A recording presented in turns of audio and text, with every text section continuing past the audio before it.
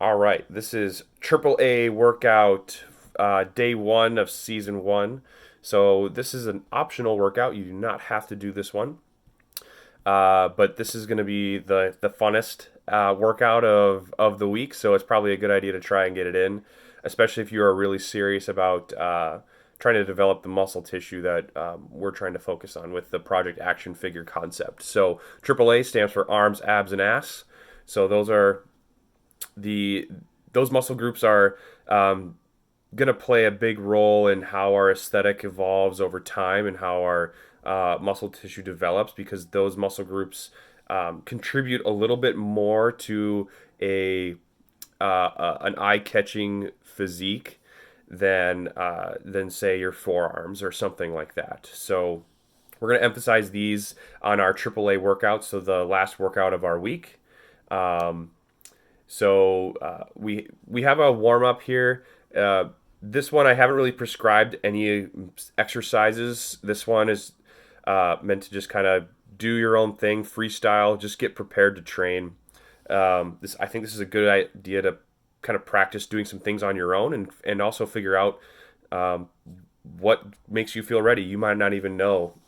So if you've played sports, maybe getting back into some sort of dynamic warm up routine, fall back on that. That should bring back some good memories and get you ready to go. Or if you're feeling pretty sore or maybe a little bit banged up, or maybe your joints are a little cranky, maybe spend some time on the foam roller, or if you're into some light stretching or yoga, or just some light movement is probably going to be just fine. Or just hop on a cardio machine and get a little sweat going, maybe 5 to 15 minutes tops. So this one is meant to be kind of a freestyle for you to kind of get to know yourself in the gym a little bit. So sorry, there's a bug flying in my face. So that's the idea with this one. No prescribed warm up. Just get ready to train and kind of figure out what gets you ready.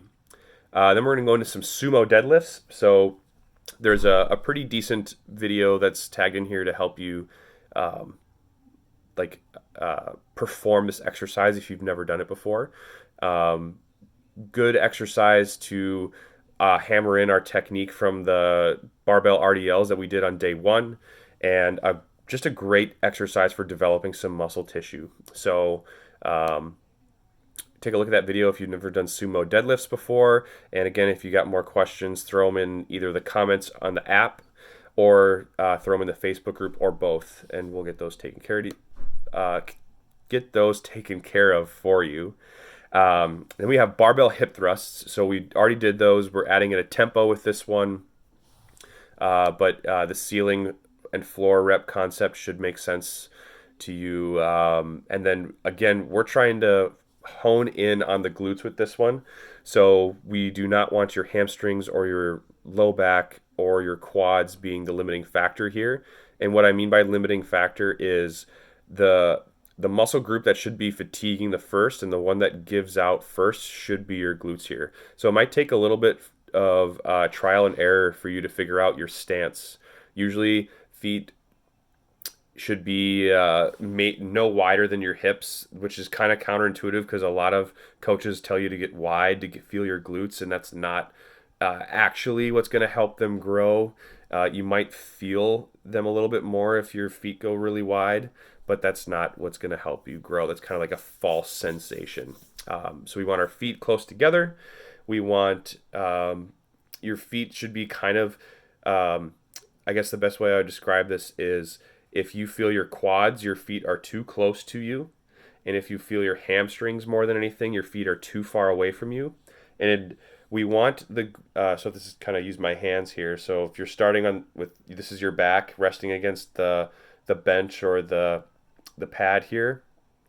We want your glutes to be the driving factor here. So what a lot of people will do is, if this down here is your low back, is they'll just try and get the bar as high as they can, and they'll end up arching their back just to get the bar as high as they can, and that's not going to help anything. Your glutes need to be the one that's starting and kind of the going to finish the exercise. So most people will only be able to get to like maybe parallel. So if you imagine your legs are here and your hips are here, the bar's here, this is your torso, it's resting against the bench.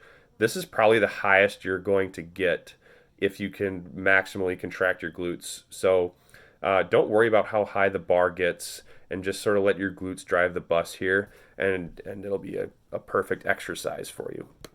So next we go into barbell upright rows. So if everything went well for you when the cable upright rows earlier this week, this should be just fine. You can use a straight bar. I kind of like the easy bars, and the easy bars are like the ones that are kind of bent. Definitely use those if you have those. Otherwise, dumbbells are a great option too. Just remember that we're trying to emphasize the side delts here, and just like what I talked about with the glutes earlier, the side delts are the ones that should be the limiting factor. Like you should feel those working the hardest, not your like traps or your neck, not so much your biceps.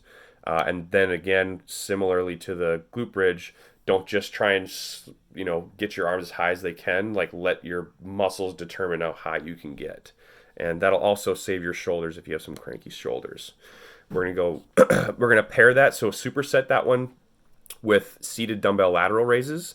So that is meaning the superset, you're going to do a set of barbell upright rows, and then a set of seated lateral raises, and then back to the upright rows, and then back to the lateral raises, and kind of alternate like that. And then once we're done with that, we're going to get into our arm farm again. We're going to revisit that drop set concept that we used previously. So a hard set of 10, drop the weight a little bit, max it out. Drop the weight a little bit, max it out.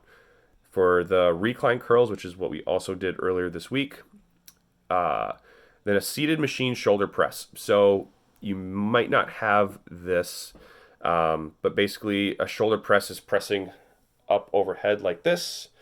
So if you don't have access to a machine to do this, you can set up in a Smith rack, which is that like locked in barbell that is on those sliders. You could definitely use that, or if you could use dumbbells or a barbell if you'd prefer. But same concept with the drop set.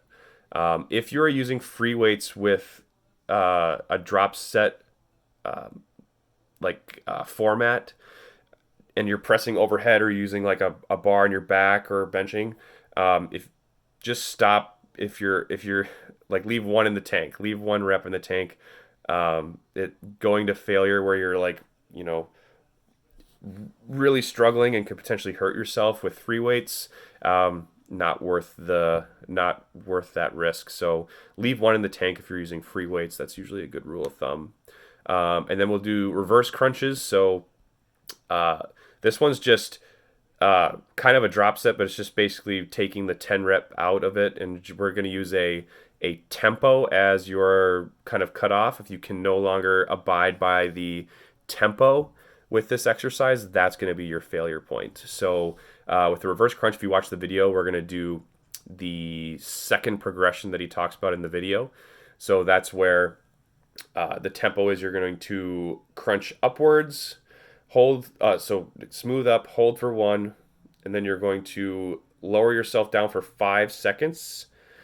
That means that it's going to have to take 5 seconds for you to slowly crunch down back to the floor. Then you just gently tap your heels. So if your heels hit the floor before 5 seconds, you are cut off with that exercise. So that'll be pretty challenging. And then one other note with the counterbalance that's being used in this video, it's a kettlebell. So the heavier the your anchor is, the easier it will be for you. So if you're, let's say, holding on to something that's like bolted into the ground, that will help you the most. So use that if you've never done this before, or if it's pretty challenging for you. And as you get better at this, we can kind of scale down how much assistance you get from the counterbalance. So that's one way to scale this. But other than that, you've just completed or are about to complete your first week of Project Action Figure. So once we're done with this calibration week, then we'll kind of get into the meat and potatoes of what the program actually is going to be. So this whole idea of the calibration week is to give you an idea of what sort of weights you should be using for certain exercise prescriptions. So that'll just help you kind of understand a little bit better. So great job. Get after it. Get swole, and then we'll start up on next week with the real deal. So let's go.